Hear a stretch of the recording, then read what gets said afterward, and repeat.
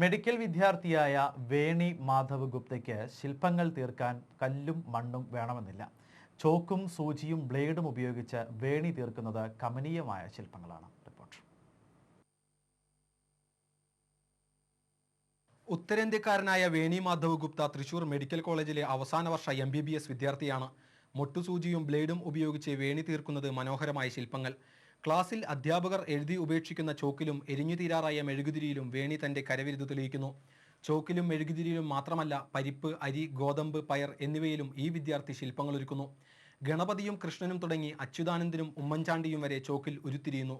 ബുദ്ധൻ, George Bush, Karunakaran, Abdul Kalam Azad തുടങ്ങിയവരുടെയും രൂപങ്ങൾ വേണി നിർമ്മിച്ചിട്ടുണ്ട്. കടലാസ് പെൻസിലിൽ വേണി തീർക്കുന്ന ശില്പങ്ങൾ കാണണമെങ്കിൽ മറ്റുള്ളവർക്ക് ലെൻസ് വേണം. എന്നാൽ നഗ്നനേത്രങ്ങൾ കൊണ്ടാണ് വേണിയുടെ ശില്പനിർമ്മാണം. ആശുപത്രിയിലെയും ക്ലാസ് മുറിയിലെയും പഠനവേളയിലെ ഒഴിവു സമയത്താണ് ശില്പനിർമ്മാണത്തിന് ഇദ്ദേഹം സമയം കണ്ടെത്തുന്നത്. രാജസ്ഥാനിലെ ജയ്പൂരിലെ മന്ദാവരി ഗ്രാമത്തിൽ ജനിച്ച Veni Madhav Gupta all India medical entrance എഴുതിയാണ് MBBSന് പ്രവേശനം നേടിയത്. ഗ്രാമത്തിൽ നിർമ്മിക്കുന്ന മാർബിൾ ശില്പങ്ങളാണ് തന്റെ ശില്പനിർമ്മാണത്തിന് പ്രചോദനമായതെന്ന് വേണി പറഞ്ഞു.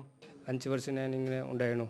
ഈ കാണി തുടങ്ങിയത് മേടിച്ച് ക്ലാസ്സിൽ ചിലപ്പോൾ ഇങ്ങനെ പോയ സമയത്ത് ചോക്കിലിങ്ങനെ മേടിച്ച് ഇങ്ങനെ ടീച്ചർ മേഡം ഇങ്ങനെ.